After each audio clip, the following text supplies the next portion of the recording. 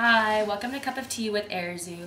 My name is Airzu and I'm a student here at UC Berkeley taking the IOR 190G class discussing the smartphone patent war. Usually I have a cup of black tea, my favorite little black mug.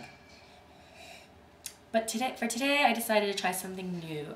I decided to have Barnes & Noble's flavored tea. Let's see how it tastes. Tastes pretty good. It tastes like I'm tasting the textbook pages of my Fundamentals of Molecular Evolution textbook. All this is found in this Barnes & Noble's flavored tea. So let's discuss how Barnes & Noble's is involved in the smartphone patent war.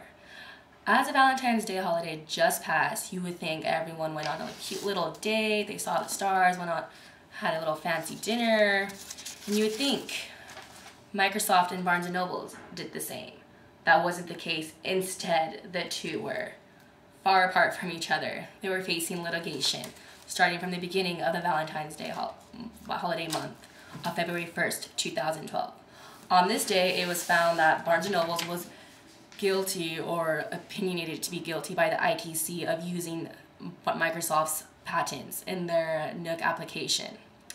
But then on February 6th, the tables had turned. The ITC staff changed their mind and was leaning more towards the Barnes & Noble's side.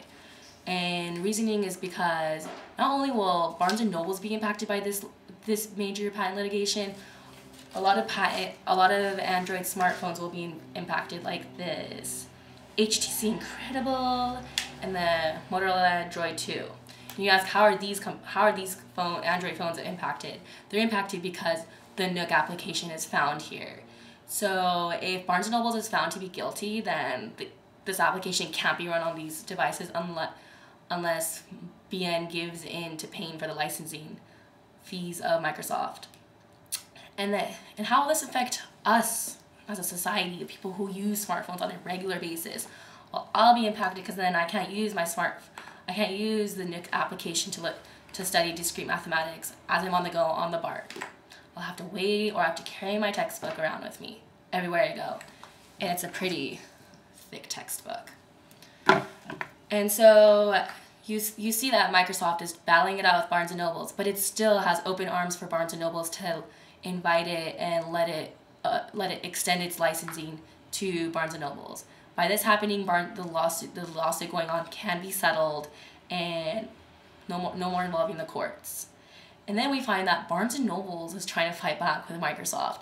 It's alleging that Microsoft is exerting control over the Android phones, and it's arguing this through the use of conspiracy theories. Yes, conspiracy theories.